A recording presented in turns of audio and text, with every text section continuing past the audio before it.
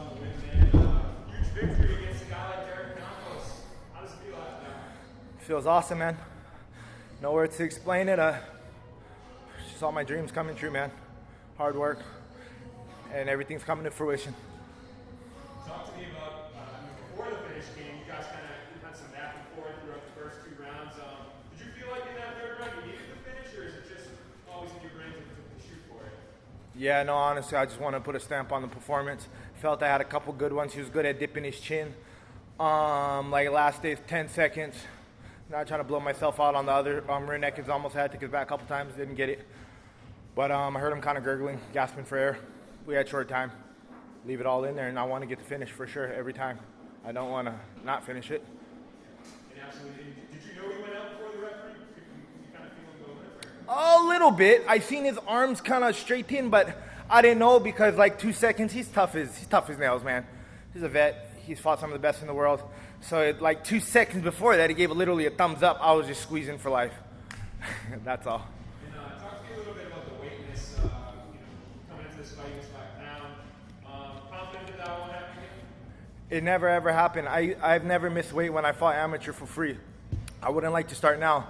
The reason that happened, I had misread the schedule. I didn't know we need COVID testing. I just thought the scales closed at 10. So I legit ran down from my room in my plastics, ready to cut that last pound on the treadmill, because they had us cutting weight in 65-degree AC all week. And then we was cutting most of the weight in the room, moving a bed around, you know what I mean? So it wasn't your typical whatever like that. So I was going to use the treadmill real fast, run 10 minutes, cut that last pound, and repeat. I came in. I literally checked in with Michael on the fake scale up here, the check scale, at 57.3. No, 57.2. I lost 0.2 on the way down over there just to go to the regular weigh-ins because I was still sweating. It was ridiculous. It just cost me $2,000 for nothing. I was, but hey, Derek said he was gonna give it back to me, so I'm super stoked on that too because I'm broke. I need that money, every last thing. So yeah, that's all that happened. It was just a miscommunication in time. Nothing like I couldn't make the weight. I've never missed weight ever. I usually come under 56. Like I said, I was making weight before for free. I wouldn't start doing it now on my biggest paycheck for missed weight. You know what I mean? It was just a hiccup in the schedule, so it is what it is, but it'll never happen again. You were clearly better than him. You were signs of it, and you had to go to the wrestling, and then he wasn't able to hold you in the cage. You were able to handle that well, especially with this big experience difference. Did you feel confident you would be that much better than him when you faced him, or do you think you were surprised yourself at how much better you were able to handle him? A little bit of both. Look, man, I train with a lot of good guys. I started my pro career out there with Benson and all those guys and Crouch at the lab, and then I've helped Max with camps for Dustin Poirier and things like that. Max, one of my regular trainers. I train with some of the best guys in the world, and I don't think they're gonna blow smoke up my butt saying how good my skills are. But you never know until you get in there and actually get it going. You know, you got a lot of different variables in there, and are you going to be able to control it? Are you going to be able to stay within yourself to be able to perform and up to your skill and talent level? Because we know a lot of people that have skills, but they don't necessarily correlate to lifetime things. So that's maybe the biggest thing in my brain that I want to figure out. Can I do it in lifetime? Because everybody can look good in practice, but can you look good in the fight? And that's the most important thing, because we don't get paid for practice.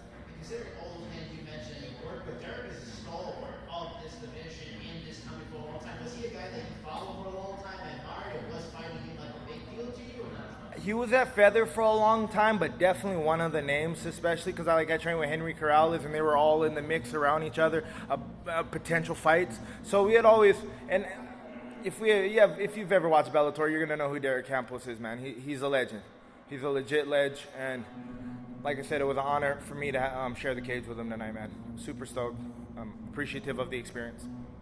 No COVID. So just tell us, was this strategy, did it go exactly how you wanted, or was it anything that came new to the table with this fight? No, not really. Oh, I'm sorry. No. Finish your question. I'm sorry. Just tell us about the strategy. Was it exactly how it went, or was there anything that you improvised in our fight? I rushed a lot of the things. I tried to keep to it as best as I could with the game plan, but I rushed a lot of things. I didn't set up the body kicks as well as I needed to. The teeps, some of the outside low leg calf kicks were working. Excuse me, but I didn't set it up good as well. Some of the twos were landing, but like I said, man, it's only my 9th pro fight against a guy like that, so definitely the nerves are wrecking. I was scared crapless up in the room before we came down here, you know what I mean? It is what it is, natural things. I'm going to be 100% honest about it, but I rushed a few things, though. It could have been a lot more cleaner, a lot better. But like I said, taking away nothing from Derek, man. He's a legend. He's a legend. He's beat legends in the sport. And with this win, is anybody you have in mind who would like to fight next? Nope. Just bring him up, and I'll fight him. Let's get it going. But if we're beating these guys that are getting paid twice as much as me, I would like to get compensated a little bit higher, possibly, if we could. But it is what it is. I'm happy to be here, man.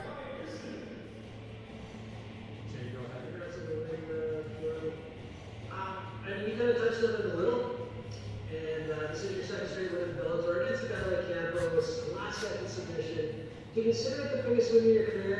And I know you don't want to call anyone out, but where do you think it leaves you in his division, given he's such a name, but he was coming up from 145? He was coming up from 45, but he's fought at 55 too, so he's been bouncing back and forth his whole career. It's not like he was a featherweight his whole 30 fights and then just decided to hop up to lightweight. I feel that's kind of taken away a little bit of what I did. But I don't know, man. That's for Rich and all the other guys in Bellator to decide. I'm not really a guy to call anybody out, man. I'm just here to fight.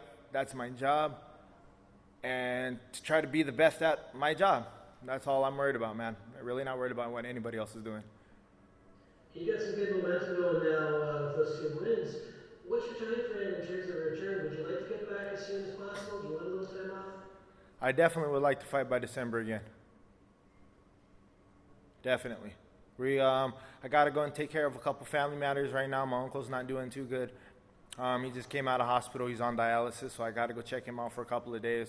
Go see my grandma. She's not doing as well. She moved in with my parents up in Santa Barbara in California, so I got to take care of those things for the next couple of weeks, but I'm definitely back to training within the next 2 to 3 weeks, and I want to make a quick turnaround, hopefully in December. Last question, Rich? Yes, can you hear me? Yes, sir. Okay, congratulations on the victory. Thank you, brother. Can you just describe to us everything from start to finish, from entering into fights. Obviously, we're dealing with a pandemic, and last-minute changes. So right now that's all done, you're taking a breath. Walk us through everything from start to finish to victory to what you're feeling right now. Camp honestly went pretty good because the governor had loosened up a lot of the restraints in Hawaii, so we were back to training. Some of my gyms that I normally train at weren't open, so but we were still able to get really good training, real good sparring in at Hawaii Elite, at Westside Oahu MMA, and then at my boxing and stand-up gym with Nito Boxing and my main guy Dale Soapy. We were doing good on that. The flight out here, everything was good, man. Just missing that weight by a pound, getting messed up on the schedule. But all fight week, it was good, but it was different because of quarantining. We couldn't walk around. Usually with that per diem money that they give you, you go around and have some fun and see the sights and go around town and do what you want to do. But we couldn't really leave the property, so that was a little bit of a difference. To be honest, this was my biggest fight and my most toughest fight so far, so there was a roller coaster of emotions, definitely. Like I said, I was scared crapless, man, before coming in there. Then, hey, man, when you get in there, you got to do what you got to do. You got to kind of set all those things aside. But I do look at the feelings that are inside me sometimes and don't listen to them, but you got to know they're there. And so that was kind of just what was going on the whole week, man. Just that, excited, anxious, nervous, all types of different emotions, man, and everything just came to a head in the cage. All right, thanks, Keoni. We're good. Okay, boys. Thank you.